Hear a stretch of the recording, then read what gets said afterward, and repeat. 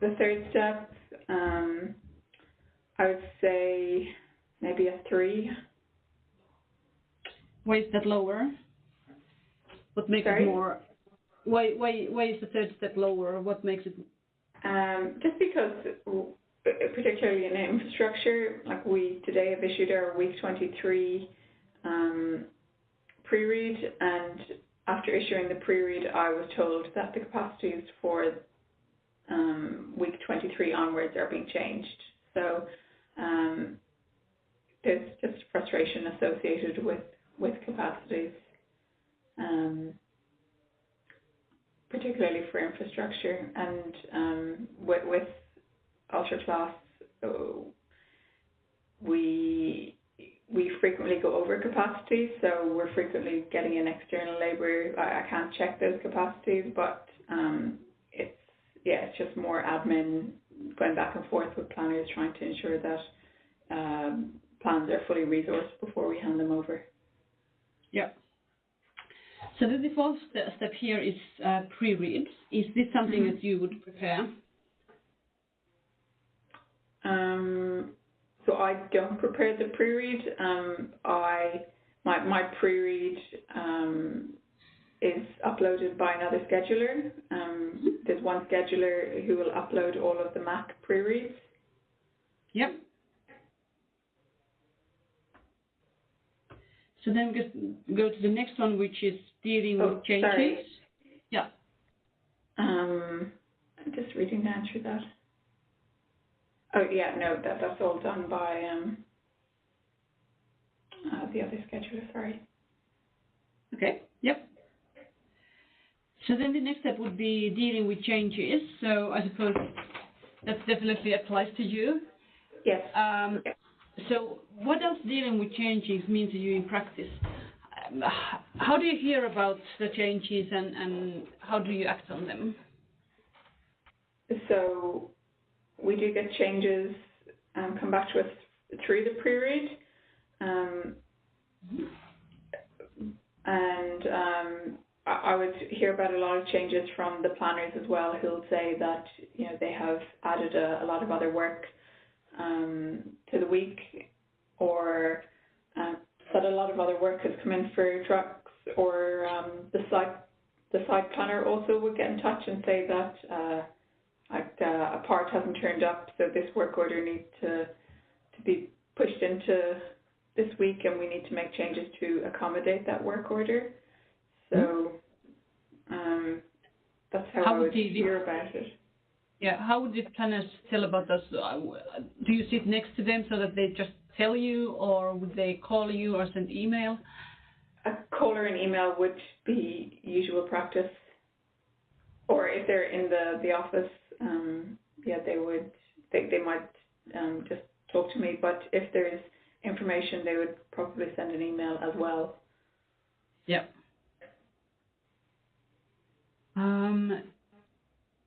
So what kind of emotions do you face when you have to deal with the changes? I think there's always an amount of change that's to be expected, but certainly if there is a huge amount of change, I would feel quite negative about it at times. I would say 2 to 3. I'd say the last couple of weeks I'd have been about a 1, but on average I would say 2 to 3. Okay.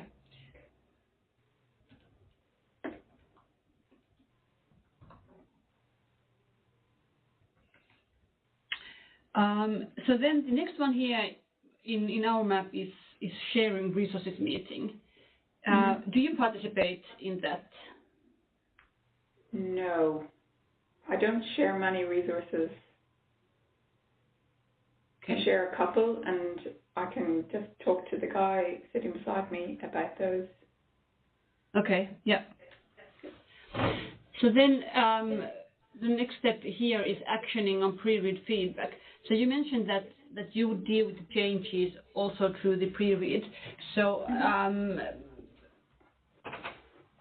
is that kind of like, is actioning the pre-read feedback, is that integrated in your daily daily work then, or how would you describe how you deal with the pre-read or action on pre-read feedback? Well, the actioning of the pre-read feedback would be done on a Monday, so it would really only be done on the Monday. We would review it, and I would make quick changes that I can make with regards to, say, if we get feedback saying this work order needs to be done after this other work order, things like that. I can make those quick changes, but if there are queries about why are we doing X, Y, or Z, that has to go back to the planner, and so I would quickly run through what I can do, and then email the planners and say, can you look at these other outstanding actions? Okay, yep. I'm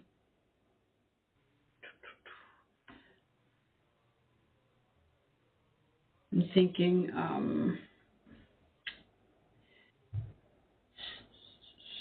and certainly if there are things that we dispute, or if we've done things for a certain reason, we would maybe put that feedback in the pre-read and then discuss it at the meeting, or else if it's necessary, we just talk to a supervisor and say, we've actually done this and this is why we have done that.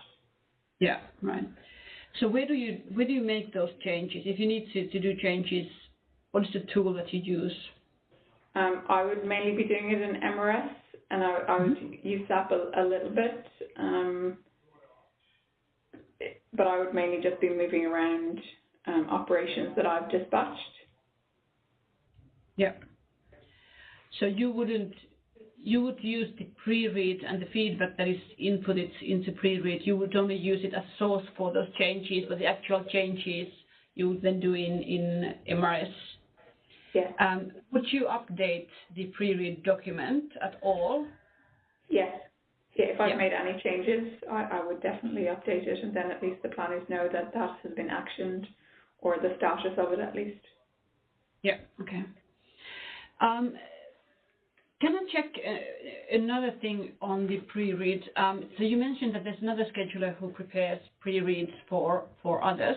Is there a particular reason why you have centralized that to one scheduler? I don't actually know why, and I've never thought about it.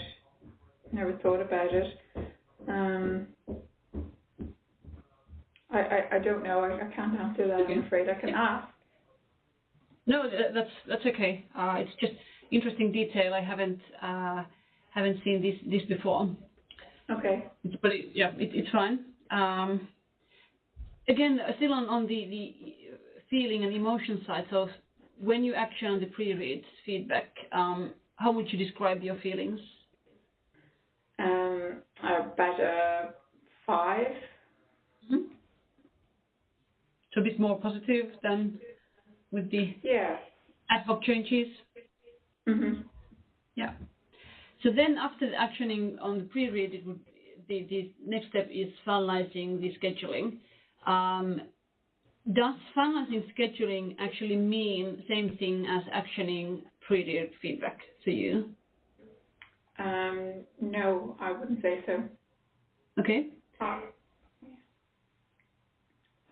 think the finalizing the schedule would be actioning any new work that has come in as well, or adding that new work and accommodating that new work. So it's definitely quite different. Okay. When do you finalize scheduling for week +2? When is the specific week day that you would do that? For infrastructure, I would do it on a Wednesday, and for ultra class, I would do it today, which is the day of handover. And the reasons I would do that is because we have our infrastructure pre-scheduling meeting on a Tuesday morning, so and then our ultra class pre-scheduling meeting on a Wednesday afternoon. So it's quite late to have the ultra class one, so I try to get the infrastructure